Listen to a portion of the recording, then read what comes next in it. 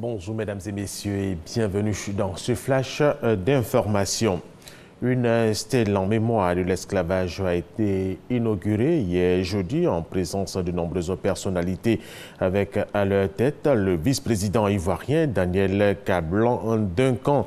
La stèle a été dressée dans le petit village de Kanganyazé, dans le département de Tiasalé, un lieu de souvenir mais aussi d'espoir. Nous y reviendrons à 13h. Les activités du Premier ministre, il a échangé hier avec le patronat ivoirien. Il a été question du secteur privé et du devenir socio-économique de la Côte d'Ivoire.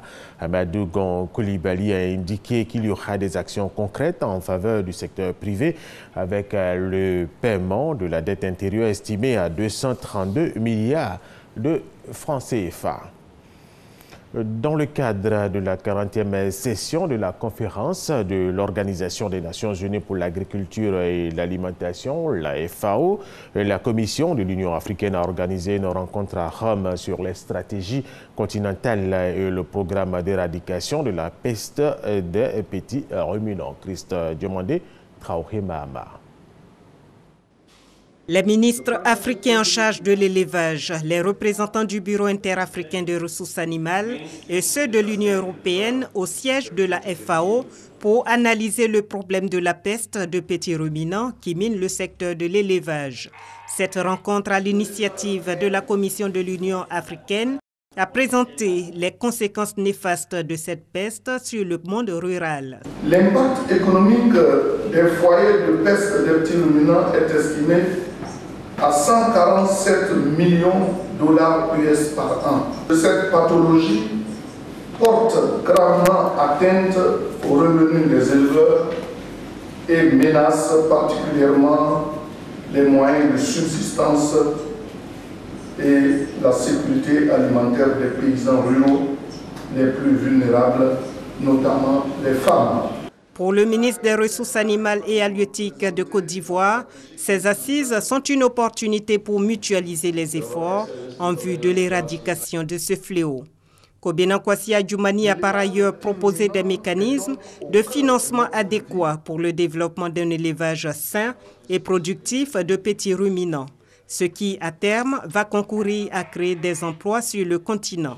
Au cours de cette rencontre, un bilan de la coopération Union africaine-Union européenne en matière d'élevage sera fait afin de le présenter au sommet de l'Union européenne-Union africaine en novembre prochain à Abidjan.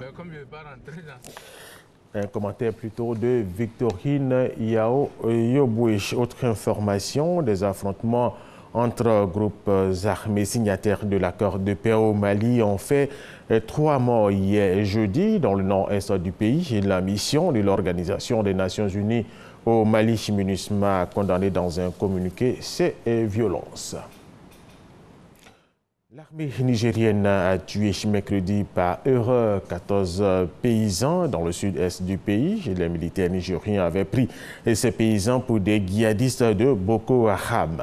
C'est une bavure militaire qui a donc coûté la vie à 14 personnes, des réfugiés et des déplacés. 8 militaires congolais ont été condamnés hier jeudi à des peines allant de 12 mois à la prison à perpétuité pour le meurtre de civils au Kasaï, dans le centre de la République démocratique du Congo. C'est le tribunal militaire de Mbuji-Mayi qui a jugé ces militaires. Et nous allons terminer avec cette information. De nouveaux heurts ont éclaté ce vendredi matin en marge du sommet du G20 à Hambourg avec des manifestants qui ont incendié des voitures de la police allemande en lançant des cocktails Molotov. Ces affrontements entre manifestants anti-G20 et la police à Hambourg ont fait 76 blessés parmi les forces de l'ordre. Voilà, et c'est la fin de ce flash d'information. Merci de l'avoir suivi. Je vous retrouve tout à l'heure à 13h.